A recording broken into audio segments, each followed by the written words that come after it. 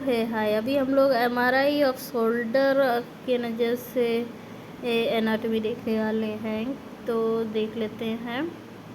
Normal shoulder function जो essential होता है डे टू डे लाइफ में, मैनी पॉपुलर स्पोर्ट्स में करते हैं। Imaging of the shoulder and it's dysfunctions is one of the most challenging reason for all sports medicine practitioner. This aims to provide a background in the functional and radiological anatomy of the shoulder joint. So MRI is very useful modality for the evaluation of shoulder because of its multiplanar। क्यों इसकी? क्योंकि मल्टीप्लानर modality है। ये किस वजह से very useful है? Modality for evaluation of shoulder because of its multiplanar capability and excellent soft tissue resolution इसका है। And functional anatomy. So glenohumeral joint is a ball and socket joint. Glenohumeral joint कैसा है? एक ball and socket type of joint है। And glenoid cavity is shallow socket. Glenoid cavity किस bone पे पाई जाती है? ये स्कैपुला पे होती है। सैलो सॉकेट होता है। इज इनहेरेंटली अनस्टेबल होता है। And the additional stability of the joint is provided by the static constants the glenohumeral ligaments glenoid labrum and capsule. तो जो एडिशनल स्टेबिलिटी होती है जॉइंट की, ये किसके द्वारा प्रोवाइड होती है? बाय द ग्लिनोह्यूमरल लिगामेंट्स के द्वारा, ग्लिनोइड लैब्रम के द्वारा एंड कैप्सूल के द्वारा। And dynamic constants predominantly the rotator cuff muscle पाई जाती है। And main static stabiliser of shoulder in the abducted and functional position is inferior glenohumeral ligament. Inferior glenohumeral ligament is attached to the labrum. ये attached होती है किससे? Labrum से। And which in turn attached directly to margin of the glenoid fossa, जो कि in turn ये attached होती है directly to the margin of the glenoid fossa से। And the dynamic stabilisers of the glenohumeral joint are the rotator cuff muscles. Dynamic stabilisers होते हैं rotator cuff muscle which serves to control the position of the humeral head in glenoid fossa, जो कि serve करते हैं position of the humeral head of the glenoid fossa. And the rotator cuff muscle principally the supraspinatus and to laser extent infraspinatus. देखिए rotator cuff muscle जो होती है जो principally supraspinatus and lesser extent infraspinatus teres minor and subscapularis counteract करती है, counteract the action of deltoid by preventing the head of humerus from moving superiorly when the arm is rest. तो rotator cuff muscle जो होती है principally ये supraspinatus and a lesser extent infraspinatus teres minor subscapularis and counteract action of the deltoid by preventing the head of humerus from moving superiorly move करते हैं when the arm उठती है। And an imbalance between the deltoid and the rotator cuff muscle. एक imbalance होता है deltoid and rotator cuff muscle के strength में result in an excessive superior movement of the humeral head. ये excessive superior movement of the humeral head को कर सकते हैं causing impingement of the subacromial structure को इम्पीचमेंट हो सकती है। And basic anatomy. Shoulder joint is composed of 3 bones and 5 articulations होते हैं। 3 बोन्स से होता है एंड 5 आर्टिकुलेशंस होते हैं। These include glenohumeral joint and acromioclavicular joint and सब scapulothoracic joint and sternoclavicular joint and coracoclavicular joint.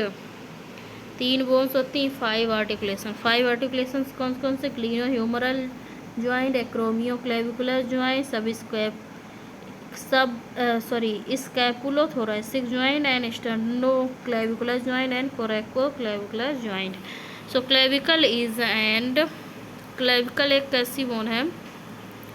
So clavicle is a S-shaped bone which connects axially to the appendicular skeleton। कैसी होती है? S-shaped bone होती है जो axially connect करती है to the appendicular skeleton से, एंड द क्लेविकल आर्टिकुलेट करता है विद द स्टर्नोक्लेविकुलर जॉइंट से मीडियली एंड एक्रोमियोक्लेविकुलर जॉइंट से laterally. The scapula consist of scapular body, scapular body होती है, scapular spine and scapular neck. So acromion and the glenoid fossa and coracoid process, ये चीज़ें पाई जाती हैं scapula में। And proximal humerus consist of head, anatomical neck and greater and lesser tuberosities, and intertubercular and bicipital groove is located between the intertubercular and bicipital groove कहाँ पे located होता है? between the greater and lesser tuberosities, between the greater and lesser tuberosities के बीच में क्या होता है? बाइसिपिटल ग्रूव होता है, जिसको इंटरट्यूबरकुलर ग्रूव भी कहते हैं। And along the anterior surface of the humerus, anterior surface of the humerus की। and capsule, articular capsule completely encircles the joint, it is attached to the circumference of the glenoid cavity beyond the glenoidal labrum। ये क्या होता है? Attached होता है to the circumference of the glenoid cavity से beyond the glenoidal labrum. Beyond किसके होता है? ग्लिनॉइडल लेब्रम के। And inferiorly it is attached to the anatomical neck of humerus, नीचे की ओर से ये किससे अटैच्ड होता है? एनाटॉमिकल नेक ऑफ ह्यूमरस से। Usually there is a opening inferior to the coracoid process in the capsule, through which there is a communication between the joint and bursa beneath the tendon of subscapularis, जबकि उसमें communication होता है between joint के and एक bursa के beneath the tendon of subscapularis. तो capsule के बारे में फिर से देख लेते हैं। कैप्सूल क्या होता है? आर्टिकुलर कैप्सूल कंप्लीटली इंसर्कल करता है जॉइंट को, and it is attached to the circumference of glenoid cavity beyond the glenoidal labra. So नीचे की तरफ से अटैच्ड होता है anatomical neck of humerus, and usually there is an opening inferior to the coracoid process in the capsule through which there is a communication between joint and bursa के बीच में and beneath the tendon of the subscapularis। ठीक है। And इसमें कौन कौन सी ligaments पाई जाती हैं शोल्डर के लिए देख लेते हैं। Coracohumeral ligament, it is a broad band which strengthens the superior part of capsule. ये एक ब्रॉड बैंड होता है जो कि स्ट्रेंथ करता है superior part of the capsule को। And ligament arises from coracoid process, and जो लिगामेंट है अराइज होती फ्रॉम द कोराकोइड प्रोसेस से, and passes obliquely infero laterally towards the greater tubercle of humerus and blends the supraspinatus. तो coracohumeral ligament के बारे में क्या? ये ब्रॉड बैंड होता है, स्ट्रेंथन करता है सुपीरियर पार्ट ऑफ कैप्सूल को, एंड लिगामेंट अराइज होती है फ्रॉम द कोराकोइड प्रोसेस से। ये लिगामेंट कोरैकोह्यूमरल लिगामेंट कहाँ से अराइज होती है? कोराकोइड प्रोसेस से, एंड पास होती है obliquely infero laterally towards the greater tubercle of the humerus से, एंड ब्लेंड होती है कहाँ पे जाके ये मिलती है? विद द सुप्रास्पिनेटस से। ठीक है, सुप्रास्पिनेटस पार्ट में ये अटैच्ड होती है। And glenohumeral ligament, glenohumeral ligament are band like thickening of anterior capsule. ये बैंड लाइक थिकनिंग होती है एंटीरियर कैप्सूल की, which strengthen the capsule anteriorly.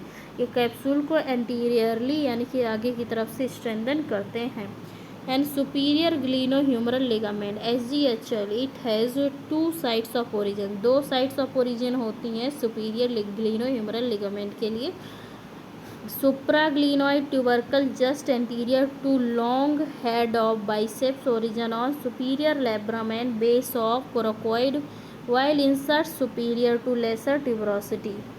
तो ये क्या होता है? सुपीरियर ग्लिनोह्यूमरल लिगामेंट, ये दो साइड्स होती हैं ओरिजिन की, सुप्राग्लिनोइड ट्यूबरकल जस्ट एंटीरियर से आगे to long head of biceps origin on superior labrum and base of coracoid में whilst inserts superior and lesser tuberosity and MRI plays an important role as arthroscopically SGHL superior glenohumeral ligament may be hidden by the biceps tendons।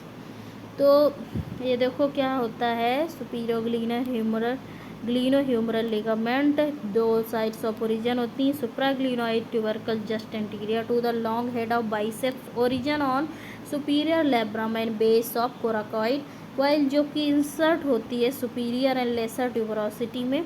MRI इसमें important role play करती है। Arthroscopically superior glenohumeral ligament में be hidden by the biceps tendon के द्वारा hide हो सकती है।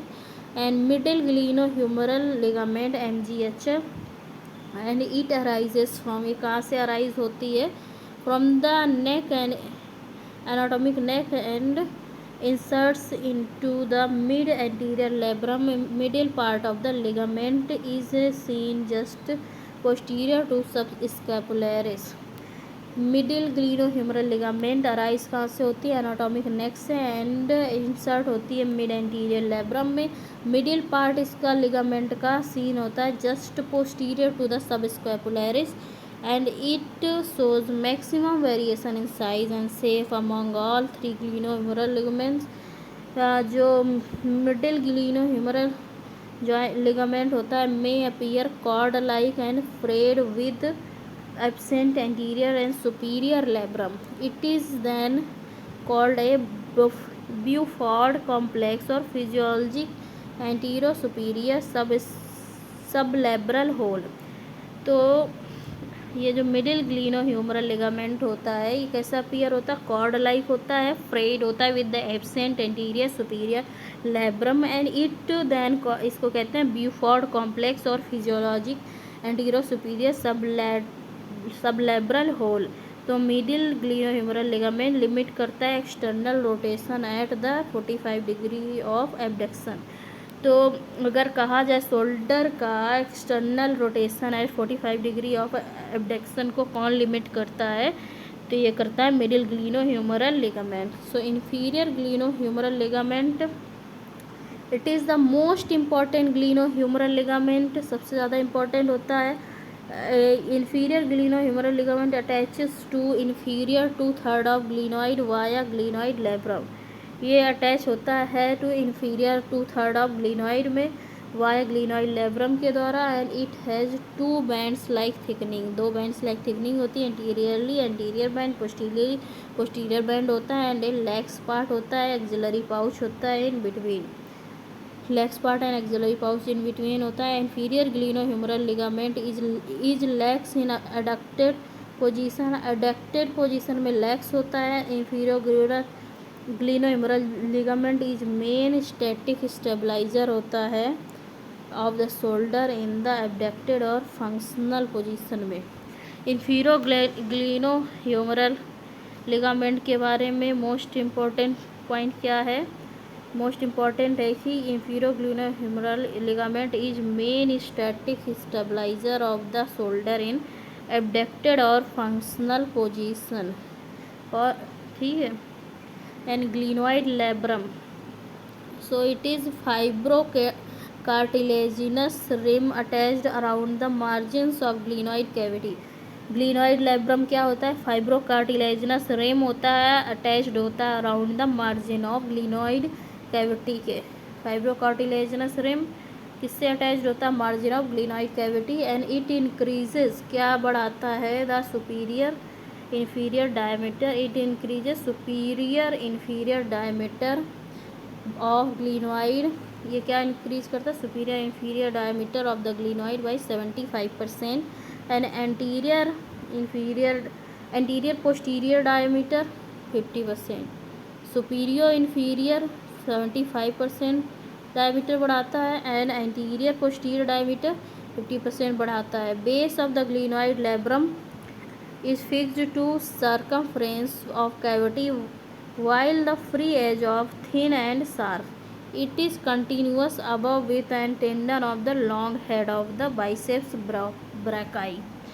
ये जो होता है it is continuous above with the tendon of the long head of the biceps brachii and which blends with the fibrous tissue of the labrum and ये deepens होता है, it deepens the articular cavity and protects the edges of bone. ये it deepens the articular cavity को deepens में होता है and protect करता है edges of the bone को. and biceps long head, the tendon of long head of biceps forms biceps labral complex with superior glenohumeral ligament and inserts the supraglenoid tubercle.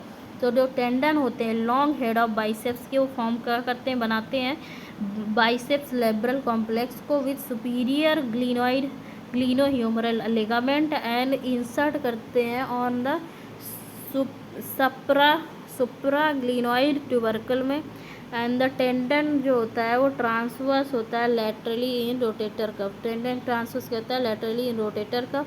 Interval to lie in bicipital groove, interval to lie in the bicipital groove. Glenohumeral joint is in connection with the sheath of biceps और tendon sheath. Glenohumeral joint जो होता है connection होता है between the sheath of biceps and tendon sheath. Glenohumeral joint जो होता है connection होता है sheath of biceps and tendon sheath के बीच में. ठीक है. Rotator interval capsule, the rotator interval is the portion of the shoulder joint capsule which lies between the supraspinatus and subscapularis tendons. ये रोटेटर इंटरनल का जो पोर्शन होता है शोल्डर जॉइंट का, वो कहाँ पे लाई करता है, सुप्रास्पिनेटस एंड सबस्कैपुलरिस टेंडन्स के बीच में. And this lies between the superior and middle glenohumeral ligaments. ये लाई करता है रोटेटर इंटरनल कैप्सूल कहाँ पे लाई करता है, superior and middle glenohumeral ligaments के बीच में. And internal is reinforced by the coracohumeral ligament and underlying joint capsule. It acts to limit flexion and external rotation को ये लिमिट करता है. And tears of the rotator interval capsule में mimic rotator cuff tears. जब rotator interval capsule का tier होता है तो ये मेमिक कर सकता है रोटेटर कफ मसल टीयर को, रोटेटर कफ टीयर को. ठीक है. एंड इम्पीचमेंट साइंस में be present along with the biceps tenderness. Impeachment science present हो सकते हैं with the along the biceps tenderness के साथ. ठीक है. And rotator cough, 4 muscles and there. Rotator cuff में 4 मसल्स होती हैं एंड दियर टेंडन्स अटैचमेंट होते हैं फ्रॉम रोटेटर कफ से. The muscles in the group are supraspinator. Rotator cuff में कौन कौन सी मसल पाई जाती हैं, supraspinatus, infraspinatus, teres minor and subscapularis. 4 muscles पाई जाती हैं इसमें, supraspinatus, infraspinatus, teres minor and subscapularis. ठीक है. And the group of flat tendons fuses together and surrounds the front. जो ग्रुप होता है फ्लैट टेंडन्स का, ये एक साथ फ्यूज होता है, सराउंड करता है front, back and top of the shoulder. Front, back and top of the shoulder को बनाता है जॉइंट के. ये group of flat tendons fuse करके बनाते हैं, सराउंड करते हैं front, back and top of the shoulder के. एंड ये कनेक्ट करते हैं मसल को. They connect to muscles originating from the scapula. जो मसल्स स्कैपुला से ओरिजिनेट होती हैं उनको कनेक्ट करते हैं. व्हेन द मसल्स कॉन्ट्रैक्ट, जब मसल कॉन्ट्रैक्ट करती हैं, they cause rotator cuff tendon. जब मसल कॉन्ट्रैक्ट करती हैं वो क्या कॉज करते हैं, rotator cuff tendon to rotate inward, outward और अपवर्ड. तो ये रोटेटर कफ टेंडन को रोटेट करवाते हैं इनवर्ड, आउटवर्ड और upward. Supraspinatus lies directly over top of humeral head. Supraspinatus जो होते हैं वो कैसे लाई करते हैं, directly over top of humeral head and ease abductor, ये एबडक्टर होता है, दूर करने में हेल्प करता है सुप्रास्पिनेटस ह्यूमरल हेड को, and it is predisposed to degenerative changes because of its location between humeral head and acromion। तो ये कैसा होता है, प्रीडिस्पोज्ड होता है डिजनरेटिव चेंजेस के लिए बिकॉज इसकी location between the humeral head and acromion and which compress the tendons during shoulder movement and infraspinatus and teres minor. तो ये कंप्रेस करता है टेंडन्स को ड्यूरिंग शोल्डर मूवमेंट के दौरान, infraspinatus and teres minor cover करती हैं बैक ऑफ ह्यूमरल हेड को and are external rotator. Infraspinatus and teres minor cover करती हैं बैक ऑफ ह्यूमरल हेड को एंड ये क्या करती हैं, एक्सटर्नल रोटेटर्स को होती हैं, एक्सटर्नली रोटेट करने में हेल्प कराती हैं। एंड सब scapularis crosses the front of the shoulder joint and is an internal rotator, ये इंटरनल रोटेटर होती है। reinforces anterior capsule, ये reinforce करती है anterior capsule को। नाउ रिस्ट के बारे में देख लेते हैं। MRI provides key information about exact anatomic location or lesion, may help narrow differential diagnosis in patients with the diagnosis peripheral neuropathy। MRI imaging help to establish cause of the condition and provide information crucial for conservative management and surgical planning। So in additional knowledge हम लोग देख सकते हैं of the in additional knowledge of the normal anatomy and of the possible causes, in additional knowledge of the normal anatomy and of possible causes, typical clinical findings and MR imaging features, peripheral neuropathies allows greater confidence in diagnosis। So MRI has added new dimension and in the diagnosis of the carpal tunnel syndrome। तो अगर कभी पूछा जाए कि carpal tunnel syndrome के लिए जो कि रिस्ट में होता है उसके लिए बेस्ट क्या है, तो MRI कह सकते हैं। And the transaxial picture at the level of the hook of Hammett provides an optimum view provide करता है, enabling the evaluation of tendon and study of their relationship। The sine qua non of carpal tunnel syndrome is to see edema of the median nerve। तो ये sign कुआ non होता है of carpel tunnel syndrome. एक इसमें क्या देखते हैं, oedema of the median nerve को देखते हैं हम लोग MRI में, ठीक है। एंड कार्पल टनल सिंड्रोम के बारे में इसमें दिया गया है। तो पहले हम लोग ये जो ऊपर के स्ट्रक्चर्स दिए हैं इनको देख लेते हैं शोल्डर के बारे में। चलो यहाँ पे शोल्डर की MRI दिखाई गई है एंड इसके स्ट्रक्चर्स दिखाए गए हैं।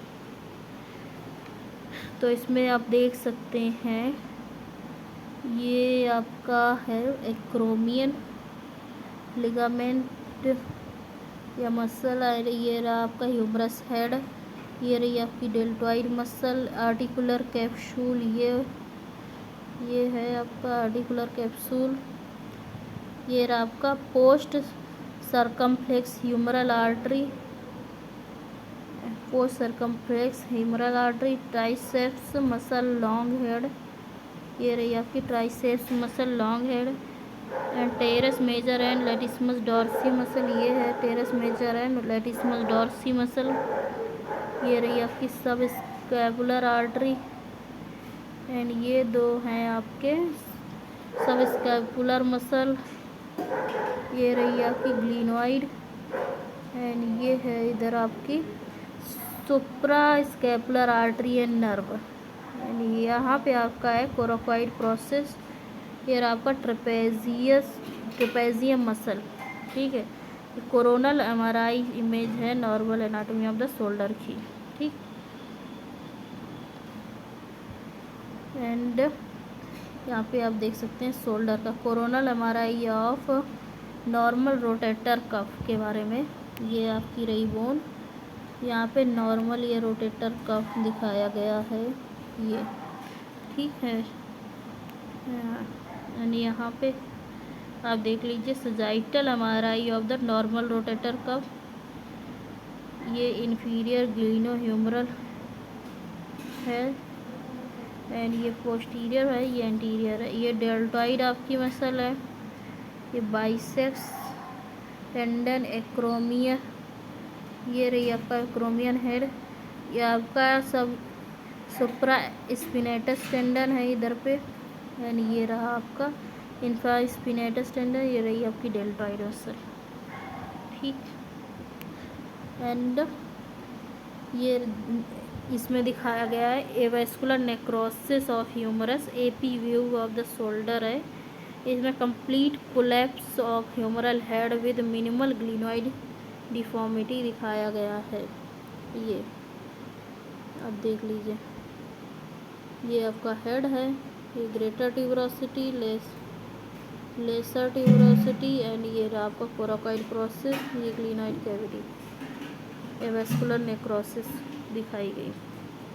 ये आपका एंटीरियर डिसलोकेशन है, डिसलोकेशन में इसको हेड को कहाँ होना चाहिए था, इधर पे ग्लिनोइड कैविटी में, और ये नीचे आ गया, ठीक है।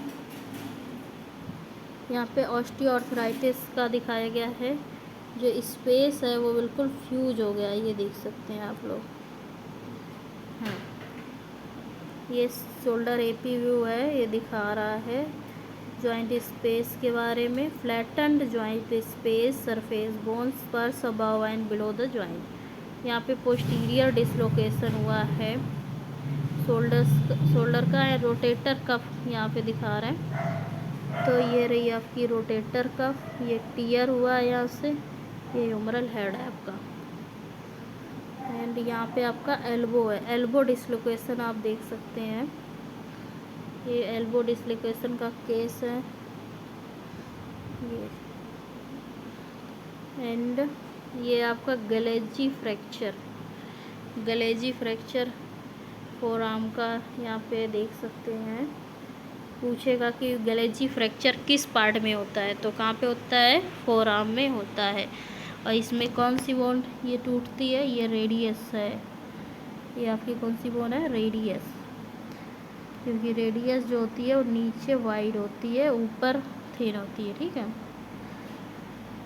एंड यहाँ पे ये आपका कौन सा है, मोंटेजिया फ्रैक्चर है, मोंटेजिया फ्रैक्चर है। ये कौन सी बोन है आपकी, ये है आपकी अल्ना बोन के फ्रैक्चर को क्या बोलते हैं, मोंटेगिया फ्रैक्चर। एंड रेडियस बोन के फ्रैक्चर को क्या बोलते हैं, रेडियस बोन के फ्रैक्चर को बोलते हैं गलेजी फ्रैक्चर, ठीक है। ये याद रखना ज़रूरी है।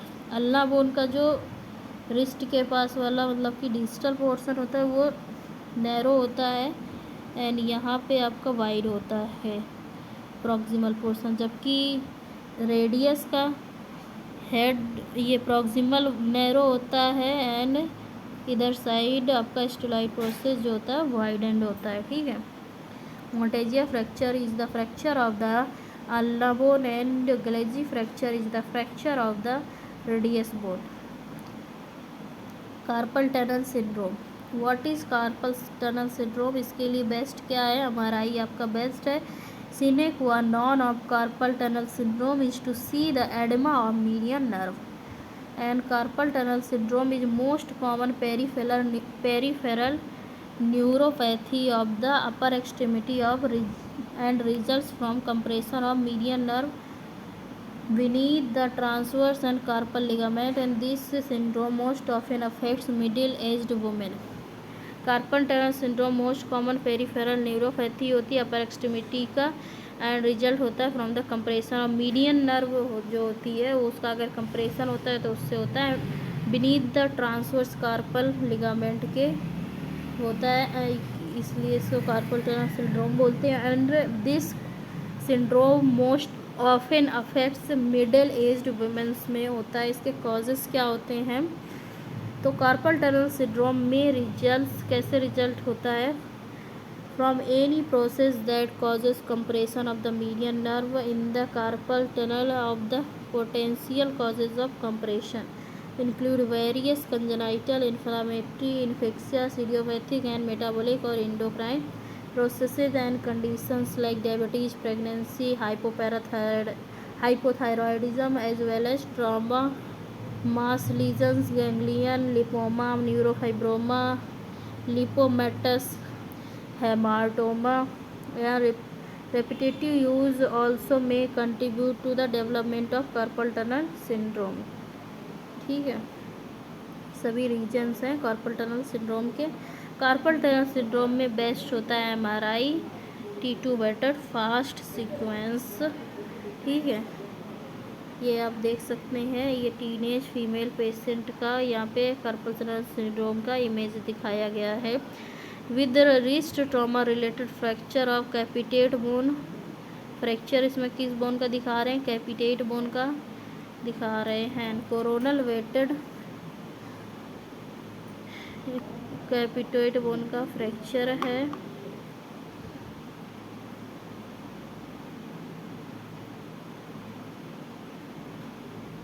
ठीक है, पहला जो इमेज है वो क्या है? Coronal T2 weighted image, fat suppressed fast sequence MR है इमेज, जिसमें कि रिस्ट शो कर रही fracture of capitate bone without dislocation.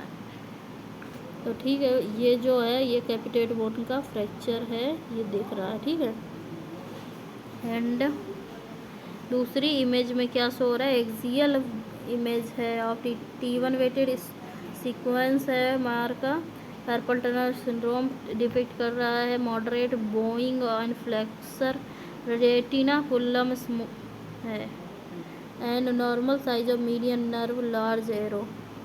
ये जो है मीडियन नर्व का दिखा रहे हैं एंड इसमें T2 वेटेड इमेज का दिखाया गया है, डिपिक्ट कर रहा है increased signal intensity in the median nerve and finding. ये एक्सियल T2 वेटेड इमेज है एंड जो फाइंडिंग है a consistent with carpal tunnel syndrome. ये देख सकते हैं आप लोग, ये कार्पल टनल सिंड्रोम, ये एक्सियल इमेज है, ये भी एक्सियल इमेज है। ये जो पहली इमेज है ये कोरोनल इमेज है। ठीक है, यहाँ पे क्या दिख रहा है? ये कैपिटेट बोन का फ्रैक्चर दिख रहा है। ठीक है, ये आपको रही रिस्ट की pathologies, Madelung's deformity of the wrist. ये क्या होती है? Frontal radiograph of both wrist show shortening of ulnar portion, shortening of ulnar portion of the distal radii, वाइट है जो डिस्टल रेडाई का शॉर्टनिंग ऑफ अल्नर पोर्शन। तो ये आपकी है अल्ना, इसमें जो शॉर्टनिंग ऑफ अल्नर पोर्शन है and with exaggeration of radial incline. जो रेडियल है वो एक्सग्रेशन है ना, मतलब कि थोड़ा सा ज़्यादा ही हो गया है, radial inclination and proximal migration of proximal carpal row. Migrate भी है, कार्पल रो नॉर्मली नहीं है। Producing a V shaped between radius and ulna, radius and ulna के बीच में ये जो वी शेप्ड का स्ट्रक्चर आ रहा है, तो वही है। ठीक है, ओके डन।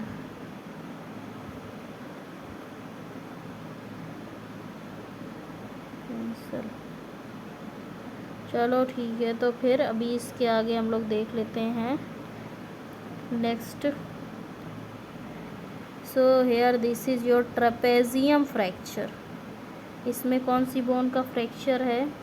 ये ट्रेपेजियम बोन का फ्रैक्चर शो हो रहा है एंड यहाँ पे ये है आपका ट्रेपेजी, ऊपर ट्रेपेजियम का फ्रैक्चर था, यहाँ पे हैमेट बोन का फ्रैक्चर दिखा रहा है। ये आपकी हैमेट बोन है।